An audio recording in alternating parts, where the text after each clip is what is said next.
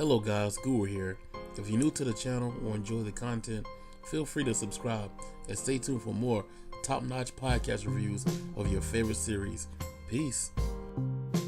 What's up, people? It's the Guru coming out to give another video. Today's topic you already know. We talking about that saga, Tanya, evil. Let's go, Tanya. But yo, let's go. Episode 2. Man, another good episode. This is called Prologue or something like that. And we get a brief explanation of what's going on. It's filling in the gaps because after that epic first episode, we get a little, it slowed it down a little bit, but still, we had action and it flowed nicely with the story. We find out that it's this guy, he's a sales something. Pretty much, he's a hatchet guy. He's in this office building. This is in 2013 Tokyo, and he's ruthless. He's straight to the point. He doesn't play with you. He tells you when what you did wrong and why you're being fired. This guy begs to him. The guy's a horrible employee from what he said. The guy had all his work history and folders and stuff. Just blatantly told him everything he did, and this is why your ass is getting fired. And the guy was begging, talking about, I'm poor, I need money, and this and that, I got loans. He pretty much like tough tit, whatever. Get the hell out, you're fired. You know what I'm saying? Because he looked like this. He said, how hard is it just to come to work on time and do what you're told? So he's a really by the book type of guy, like follow your command and there's no problems, and he's pretty much like that. He's very straight laced with that.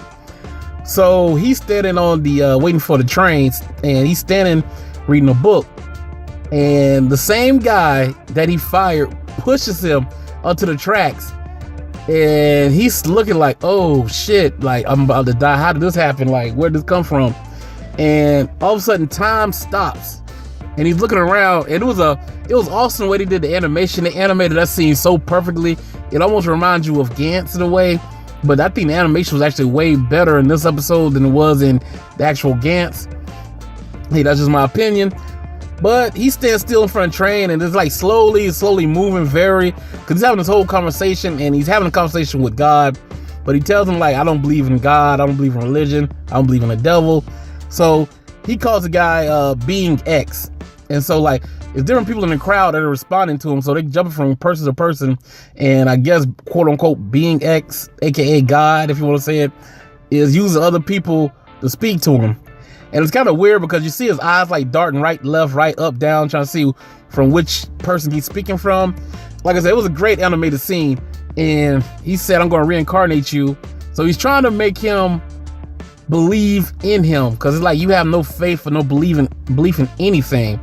So in a way, I kind of took apart. If y'all know about the Bible, there's a book of Job, and Job's faith is tested. But even though Job actually believed in God, he had nothing but devotion to God. But God allowed Satan to test him. It did a lot of horrible things befell on Job, but he never did, give up his faith or belief in God, even though these horrible things were happening to him.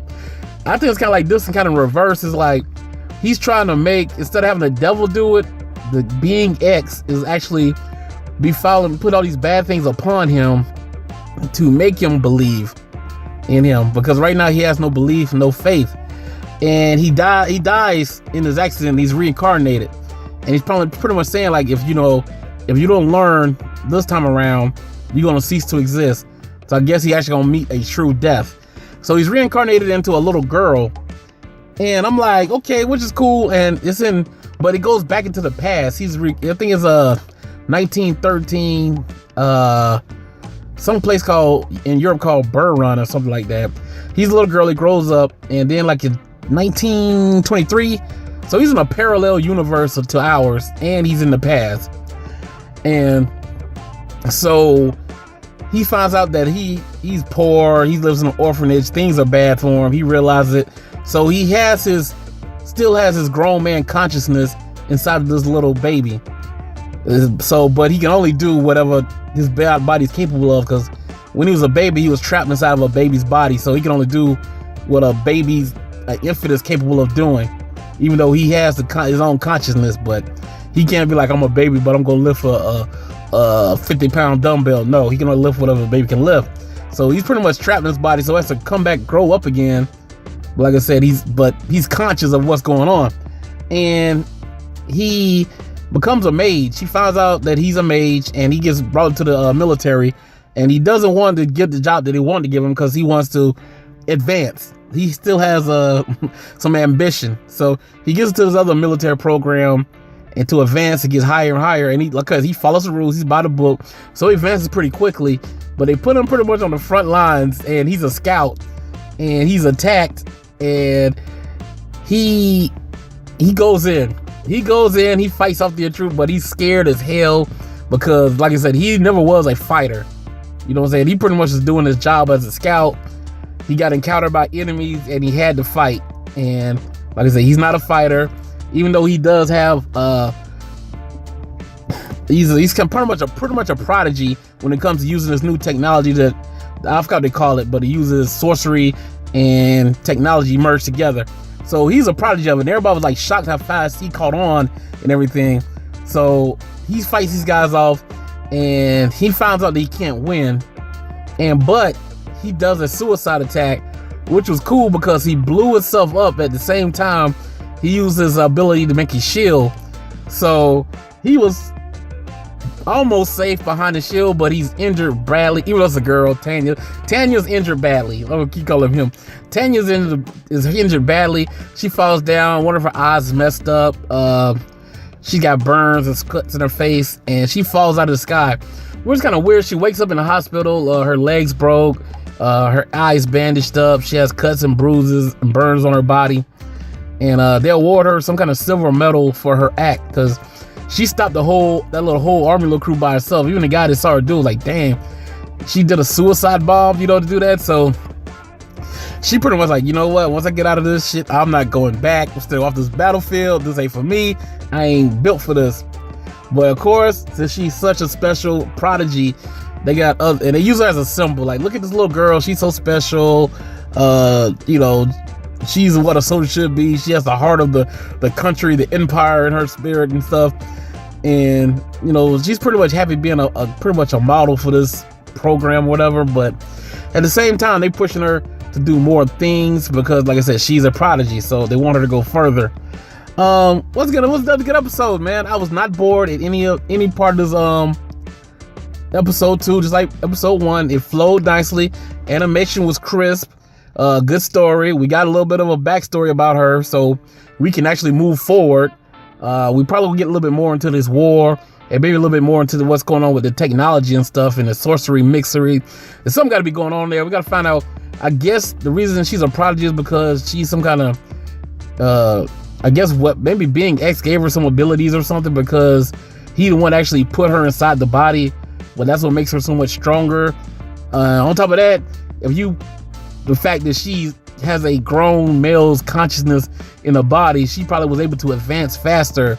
So that might have helped her able to be a prodigy at that time, even though she wasn't used to that technology or sorcery, because I don't think it exists in her timeline. Everything was pretty much technology. So like I said, once again, it was kind of like Full Metal Alchemist, because then you had the two different worlds. You had the alchemy world and the technology world.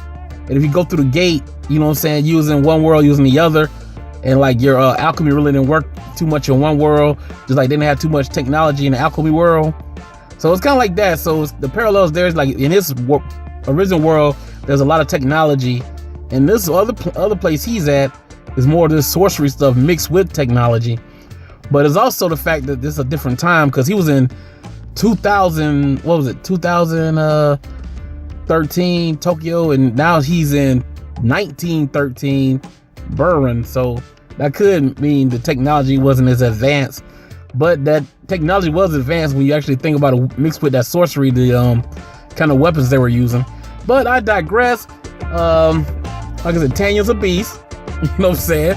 I like her character. That little evil grin, that evil look at her eyes is awesome. I love it. It's a good series. I'm gonna keep on continuing with this one, man. This is Guru. Don't forget to comment, share, and like. Peace.